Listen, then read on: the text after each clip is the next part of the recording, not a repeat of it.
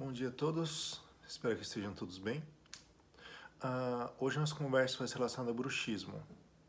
Essa é uma das aulas que eu mais transformei nos últimos 4, 5 anos, pela evolução do conceito, diagnóstico e tratamento para bruxismo. Então, nos últimos anos, houve algumas mudanças em relação a alguns paradigmas sobre esse tipo de hábito, que hoje não é nem mais considerado uma parafunção, e sim somente um hábito. Então a gente vai conversar sobre uma evolução em relação à definição, porque a gente precisa definir o que é esse bruxismo para entender ele ou começar a entender ele. A evolução da etiologia nas últimas décadas, essa etiologia alterou através dos estudos, se elucidou melhor através dos estudos e nos mostrou que o bruxismo ele é centralmente mediado. Então, que isso me dá que qualquer alteração periférica que eu fizer no paciente não vai alterar o hábito dele de morder, de fechar a boca ou de ranger os dentes. E, obviamente, no momento que eu mudo a definição, mudo o conhecimento sobre a etiologia, obviamente as formas de tratamento vão alterar também. Porque se ele não provém de algo periférico, nada que eu fizer na periferia vai conseguir controlar isso. Para se estudar sobre qualquer assunto, a gente tem que buscar bons bancos de dados. Um desses bancos de dados é o PubMed, que é um banco de dados que eu gosto muito de utilizá-lo para pesquisa em si. E a gente vai descobrir como é que foi essa evolução em relação à pesquisa do bruxismo. Até porque aqui no cantinho do PubMed ele aparece o número de publicação por ano. Então o que a gente tem aqui com o termo bruxismo? Lá em 1975 já tinha 35 artigos relacionados a bruxismo. E isso num contexto geral, tá? Por quê? Porque o bruxismo ele foi dividido em duas patologias diferentes.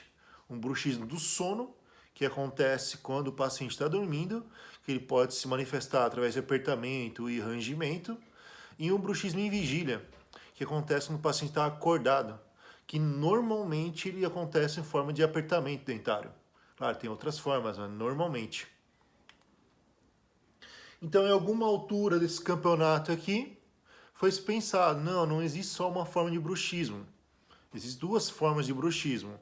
E são duas coisas totalmente diferentes. Eu até às vezes brinco assim que a única coisa que elas têm em comum é o seu nome. Porque a etiologia, a forma de manifestação e até a forma de controle deles são totalmente diferentes. Então aqui em alguma altura do campeonato foi dividido entre bruxismo em vigília e bruxismo do sono, que anteriormente era conhecido como bruxismo diurno e bruxismo noturno. Só mudou a nomenclatura porque tem pacientes que dormem durante o dia, né? E tem pacientes que ficam acordados durante a noite. Então hoje a gente tem em relação à nomenclatura um bruxismo em vigília e um bruxismo do sono. Quando a gente vai buscar especificamente o bruxismo do sono no PubMed, a gente vê que as pesquisas relacionadas a esse tipo de bruxismo já se iniciaram lá em 1975. E hoje eu tenho no ano 2017 aqui, quase 100 publicações sobre esse tipo de bruxismo. Então, apesar de não ser um número tão expressivo, já há bastantes estudos sobre o bruxismo do sono. Ele apesar de não ser totalmente entendido, ele foi muito bem esclarecido alguns aspectos dele. Por quê? Porque eu tenho vários estudos sobre ele. Quando eu ponho bruxismo em vigília, aí a coisa complica bastante. Na hora que eu busco no PubMed bruxismo em vigília, eu vejo que as pesquisas começaram no início do ano 2000. E lá em 2014 eu tinha somente 11 publicações sobre o tema, nesse banco de dados, nos mostrando que a gente sabe muito pouco ainda sobre bruxismo e vigília.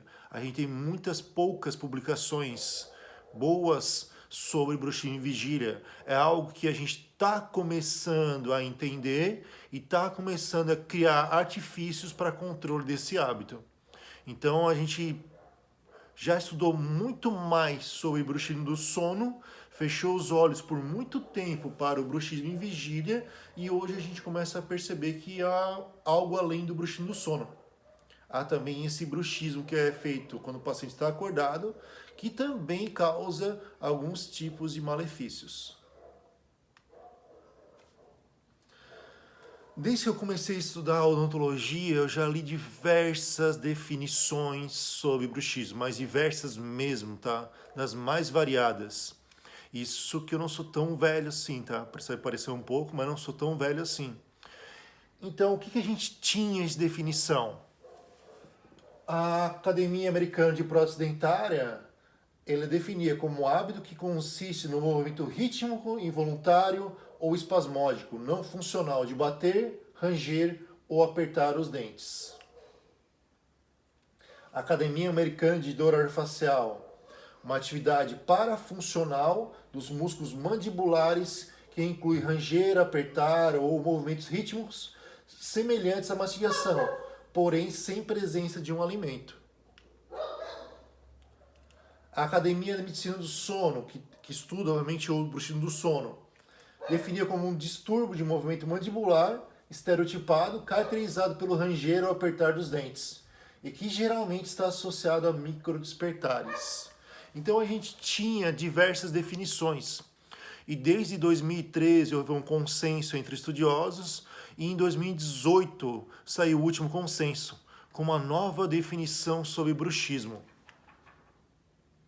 Então aqui a gente tem alguns nomes de peso em relação ao estudo do bruxismo, que normalmente, quando vocês vão pesquisar bons artigos, vai estar relacionado a esse pessoal. Eles fizeram um consenso para tentar definir o que realmente seria um bruxismo. Isso em 2018, pessoal. Então é bastante recente até. Eu vou disponibilizar esse artigo para vocês, tá? Pelo Moodle, para vocês, quem tiver interesse, dar uma lida sobre.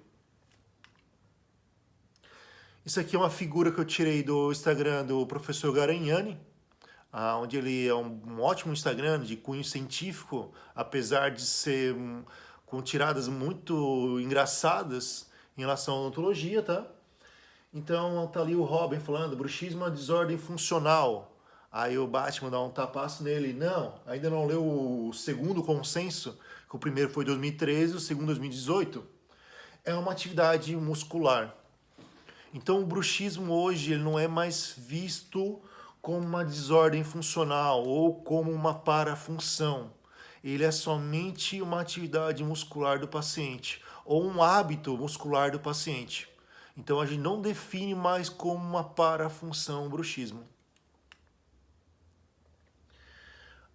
Isso aqui é um trecho sumário desse último consenso, tá?